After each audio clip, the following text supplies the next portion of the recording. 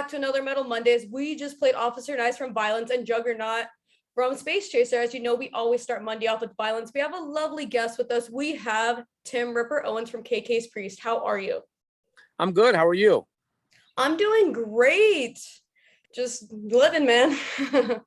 I'm sitting outside because I'm having construction done, and there's thunder. It's been storming, so I'm probably gonna be walking inside here pretty soon. It's like I don't want to get electrocuted. That makes a lot of sense, dude. I'm having a lot of, speaking of KK's Priest, I'm having my own Hellfire Thunderbolt here today, I think. That's exactly what I was gonna say, dude. Well, let's get into this. How did KK approach you about joining KK's Priest? Well, we had done a show. KK and I've always stayed in contact, and he'd always come out to my solo shows, and I was going through England, and we'd hang out, and then he had gotten on stage with Ross the Boss at Bloodstock and did a couple songs, and then we decided to do a show. He had some friends, David Ellefson and stuff, talked him into doing a show, and so we jammed.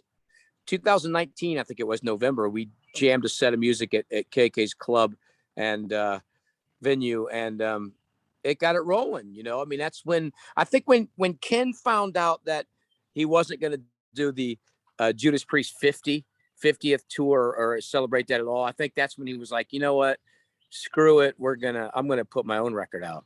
So he called me and said, am I interested? And I said, absolutely. The thing was, I had to be 100% in. I'm pretty busy. I'm one of the busiest guys who just does tours and does everything I can. I love to do music, and that's my job. So I had to make sure I was committed to doing it. And I heard the material and I was like, yeah, hell yeah, I'm absolutely committed. Hell yeah. So how involved were you writing this record? I really wasn't at all. And it wasn't, I've been doing a lot of writing lately, and it really was all right with me because I heard the material, and, you got to remember, Ken knows how to write for me, right? So I was with him for a long time. So he was vocally writing a record for me. And then it's funny because AJ, the guitar player, put down some scratch vocal tracks, and they were unbelievable. I was like, holy shit, man. I mean, these things are really good. I mean, you're a young fella here singing this. You're going to pass this off to the old man to do. But it was great stuff. So I wasn't, I had some creativity when I went into the studio. I was able to change things around and maybe try it this way. But it was, I didn't really have to do, I loved what it was. And this was about Ken writing like Ken. This was him going, KK Downing has written music for 40 years or whatever, only for Judas Priest. And that's how I write music. And that's what I'm writing right now. And when I heard it, I was like, yeah, I'm good. I'm okay with it. Definitely. Do you think if you guys put out another record, you'd want to be more involved? Oh, absolutely. And I think he's said that as well. He even asked for a couple song ideas. He asked me if I had any song ideas. It's funny because I wrote a song on that was on Chris Caffrey, and I wrote a song that was on the Spirits of Fire record that I liked the demo version better. So I was like, man, I think, and he was like, maybe we should redo it. And I'm like, no, we'll wait to do another one. So yeah, I would definitely want to write with the next one. Definitely. And how long was the recording process for this record? Well, they were writing it and recording it. And then 2020, right before COVID, the demos were far enough in, and probably a lot of the rhythms and solos were probably going to be usable. And I flew over the very beginning, maybe into February, the very beginning of March, because I think I flew home like March 12th or 13th. And they were ready to go. So I recorded my vocals there. And then Sean ended up coming out a week after I did. And then COVID shut everything down. But I was able to redo some vocals in my home studio as well. The mic matched up so well that a few of the songs, after we listened to it, we thought, let's try a different approach to them. Hellfire Thunder, Sermons of the Sinner was one of them. Originally, the verses were really raspy, like a raspier, heavier, nastier attack. And we decided to try it with a clean high note sound instead of a raspy one. So we kept that one. But, and then Ken spent a lot of time after that because he started, with COVID hitting, he started changing things around in some of the songs and redoing some things. And, but it was all, we didn't, except the parts that I redid and added some things, it wasn't recorded remotely like everything else is. It was recorded in studio. You know, we all flew to England and did it. I recorded my parts at KK's studio in his house. Nice. That was the next question, but that's pretty cool that you guys ended up doing that. So did you have a game plan on how you wanted your vocals to sound? No, I just sing. I mean, that, you know, after, it's funny because when people say, man, you're trying to sound like somebody, I'm like, listen, I've sang for over 30 years now. I've been making records. Can anybody ever just not, they could say that remind them of something when I'm singing, because you do that with everybody, but stop saying I'm trying to sound like somebody, right? I mean, I open my mouth up and I sing what I think the song is. Listen, I can sing from hardcore to a, you know, to a Pantera, like to a Sepultura, to a clean, nice way. So vocally, I just do whatever my voice is. Here's how I've said it always. I've always said I like to sing in characters. It's like a musical to me, whatever the song dictates, you know, whether there could be a part in a song that reminds someone of a David Bowie part, but that's just how I do it things. I just sing whatever comes. So there was no game plan. It was just belting it out, you know, and that's why you sometimes change it, because you go, yeah, that didn't work like that for me. Let's try it another way. I think that's why it's always frustrating when I still have people say that I actually try to sound like somebody else, where, you know, I try to sound like me. Hell, I have a hard enough time sounding like me anymore. Definitely. I think you brought a lot of different like singing styles to this record, which was really cool. I thought that was really cool. Well, it is. I mean, you know, the records I did with Judas Priest were pretty wide range in the past. When you look at Jugulator, it was, like I said, there's like death metal undertones, and there's heavy, and there's clean. And so I like to do that. And this record has everything on it. You know, I mean, that's just what the songs needed. Well, let's get in some tunes. We're going to play Inhuman Race from Riptide here on Razor Radio. Oh, right. We're coming back from Paralyzed from Evil, such a great record. Well, let's get back into this. What was the process picking the song lineup on this record? Well, it was, you know, all that stuff was up to Ken, how he wanted to do it. But I think, to me, I know two things that I wanted to have happen. I wanted Hellfire Thunderbolt to open the record. I thought it was a perfect opening song. And I wanted the songs, The Return of the Sentinel, to end the record. Those are my two songs that I think. But other than that, I think it was anyway. And I think Ken had it in mind. You know, this was his baby to do something. You know, he wanted to he's never been a guy that's had total control of stuff, and he wanted to go, listen, I'm gonna handle this stuff, I want to do it. So I think he really had the game plan on that. Definitely. Would you consider this a concept record at all? Well, they're kind of, I don't, it's not your normal concept, but I mean, there's a lot about the fans, the music industry. Mm-hmm. There's, you know, obviously you have songs like Return of the Sentinel. So I think a lot of it evolves around, you know, just what I said, the music industry, the fans, and all about, you know, the history of what Ken's done. Definitely. And with there being 10 songs on this record, did any songs get left off or not make it on the record at all? No, none did. And for the record, no songs during Judas Priest era got left off either for me either. Because I get that someone just asked me that the other day and I never answered them. No songs. There wasn't any extra songs for my Judas Priest recordings, and there's no extra songs here. The greatest thing now is we can record an extra song really fast. Mm-hmm. If in the meantime, you know, it's funny compared to back when I was in Judas Priest, you know, Ken could write a song right now and record it. And I could be home and record the vocals, but there wasn't any from this. We did these 10 songs and that was it. Dang. Well, that must be cool though, to like not have like any songs left over. Like all the songs were that good to make it on the record. Same with when you're a Priest. That's a pretty amazing feeling, I think. Yeah, I agree. And I think, you know, Ken might have had some other ideas that I didn't hear. Maybe he had some that just, these were the 10 that he picked out. There could be some extra music and drum parts or whatever flowing around, you know, because nowadays when you write a song and you put a drum machine in the studio on it, the drum machines sound like real drums anyways. So he could probably have something in there, but yeah, that's all I know is these are the 10 songs that he wanted to do from what he had. Definitely. Are you guys working on more like KK's Priest for maybe the next record that's going to drop? Yeah. Well, he said he started writing. Um, so right now we just want to get this out and do touring on this one, but it's taken so long that he's probably started writing another record. I know he's told people he started writing another record, and like it's taken so long. So I'm afraid that with this record came a disease. So I'm really hoping that we don't do another record and it unleashes a whole new disease. I thought that was anthrax that was spreading the disease, but now it looks like it's us. Oh my God. With you working with KK again, does that bring you back to your time working with Priest? It does. But I've been so busy. I'll tell you, my time in Priest was fantastic. I mean, they're great guys, love them to death. Management was great to me. I get along with Rob well. My time in Priest was so great, and I miss the friendship and the hanging out. Touring wise, I tour more now, and I go to more countries now than I ever have. I mean, I've played, from Dubai to Africa to, you name it, I've played there. But being with Ken, it does bring me back to that. And I know these when we get together and tour, it's going to do it even more. If I probably wasn't as busy and did as much stuff, it'd be different.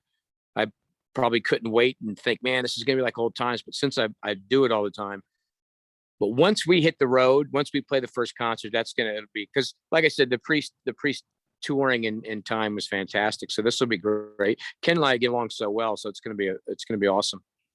And with this record dropping next month, do you guys have any tours or anything like planned for you guys to do this year? Or are you guys waiting until next year when everything clears up?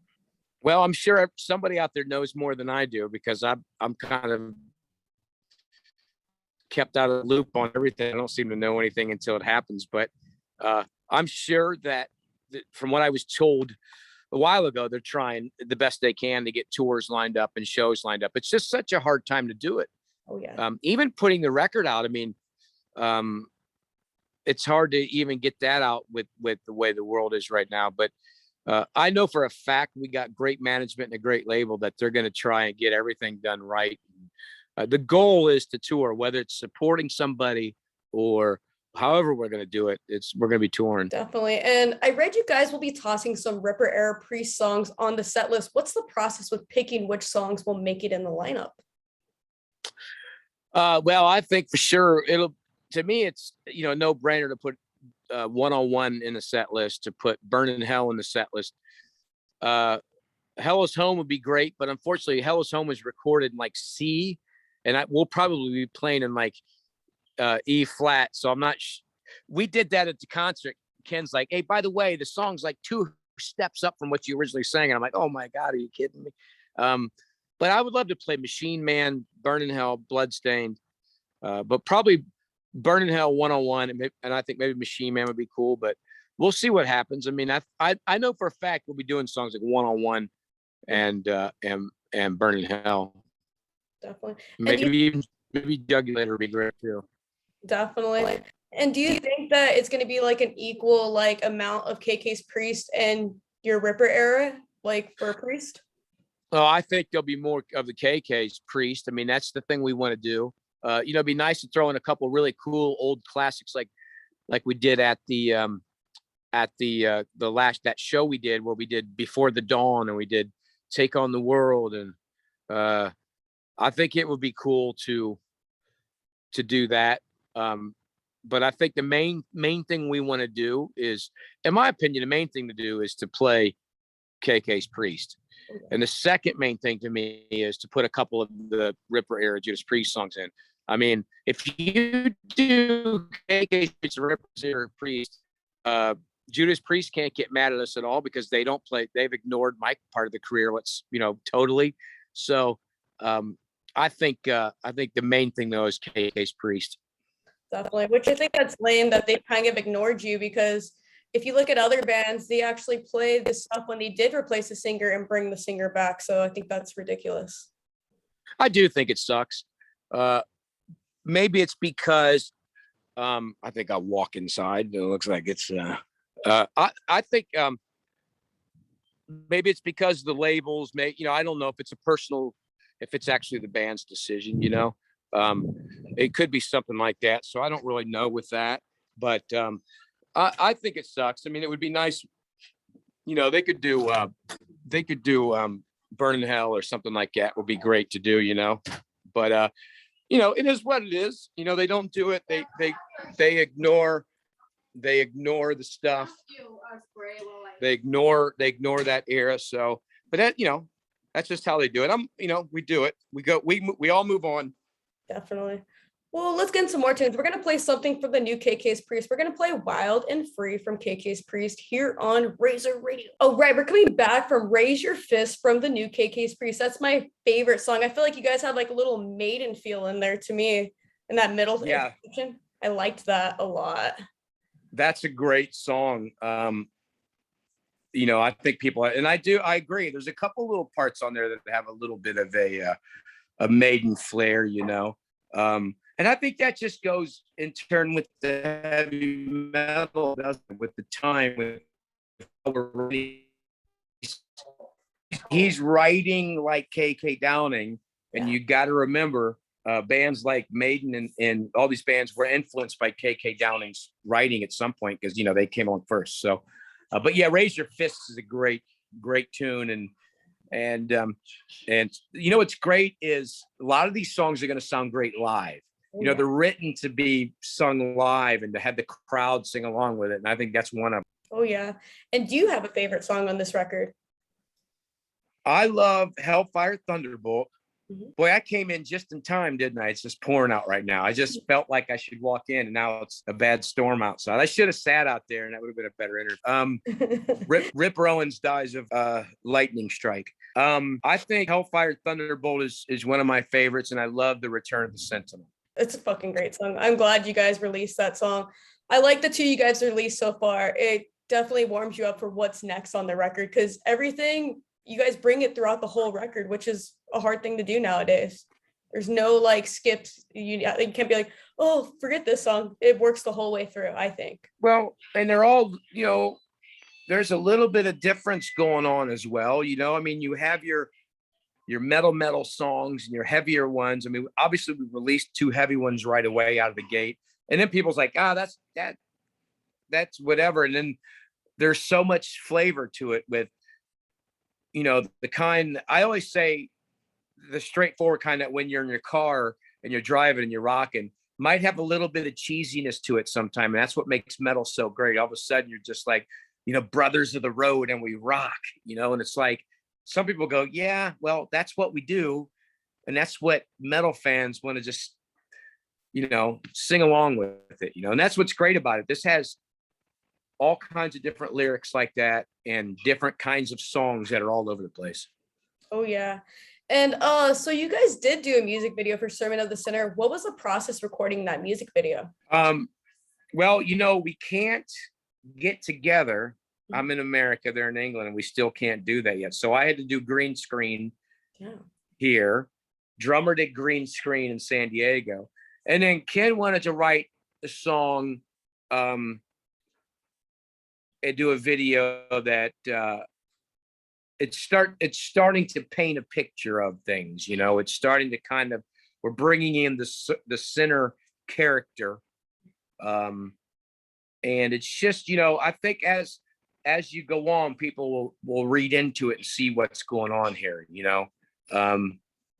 So I think it's pretty great. You know, I get to go to England next Monday. I fly to England for the first time, as long as I get there, because I got a lot of testing and things I got to go through before I go. Even though I got the vaccine, it doesn't mean anything. You can't do anything. They're not even going to ask me if I have it. They don't care that I have the vaccine. So we're finally going to get together and maybe shoot another video and take some photos. But Sermons of the Sinner came out really cool. You know, it's got again, a little kind of cheese to it at times, and that's what makes it cool.